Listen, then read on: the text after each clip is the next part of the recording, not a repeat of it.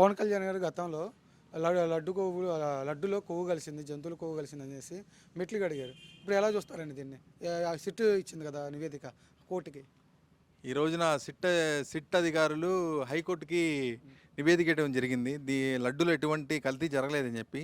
ఆ రోజు మన సనాతన ధర్మాన్ని కాపాడుతానని చెప్పి పవన్ కళ్యాణ్ గారు లడ్డూలో కొవ్వు కలిసిందని చెప్పి కనకదుర్గం గుడికి వెళ్ళి మెట్లు కడగడం జరిగింది. ఈ రోజున వైఎస్ఆర్ కాంగ్రెస్ పార్టీ ఆఫీస్ మెట్లు కడుగుతాడా అని చెప్పి అడుగుతున్నా. ఈ సందర్భంగా పవన్ కళ్యాణ్ గారు నేను ప్రశ్నిస్తాను అని చెప్పి ఆ రోజున వెళ్ళి గోలగోలు చేసి హిందువుల మనోభావాలు దెబ్బతినేలాగా అసలు నిజంగా జరిగిందేమో అని చెప్పి ఆ రోజు ఆ రకంగా కనకదుర్గమ్మ గుడి మెట్లు కడగడం జరిగింది. ఈ రోజున సిట్ అధికారులు హైకోర్టుకి నివేదిక ఇచ్చారు. ఏమని? లడ్డూలో ఎటువంటి కల్తీ జరగలేదని చెప్పి ఇచ్చారు. ఈరోజు తెలిసింది కదా. ఈరోజు పవన్ కళ్యాణ్ గారిని సూటిగా ఒకటే మాట అడుగుతున్నా. ఈ రోజున వైఎస్ఆర్ కాంగ్రెస్ పార్టీ మెట్లు కడుగుతారా అని చెప్పి అడగదలుచుకున్నాను. అట్లానే బజరంగ దళ్ కానీ ఇవన్నీ కూడా వీళ్ళందరికీ కూడా ఎక్కించి చెప్పడం జరిగింది. అయోధ్య రామాలయం కూడా 20 లక్షల లడ్లు పంపించారు, ఇవే జంతువులు కొవ్వు అనేసి రామభక్తుల్లో ఒక ఆందోళన కూడా వచ్చింది. దీన్ని ఎలా చూస్తారండి?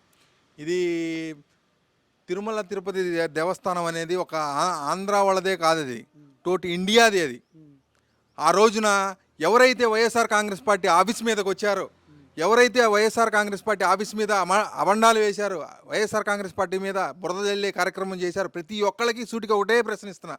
ఈ రోజున ప్రతి ఒక్కళ్ళు వచ్చి వైఎస్ఆర్ కాంగ్రెస్ పార్టీ మెట్లు కడగాలని చెప్పి ఈ సందర్భంగా తెలియజేస్తున్నాను. ఆ తర్వాత పవన్ కళ్యాణ్ గారు ఇన్ని అరాచకాలు జరుగుతున్నా కూడా ఎటువంటి స్పందన లేదు. ఆయన ప్రశ్నిస్తా అని చెప్పారు.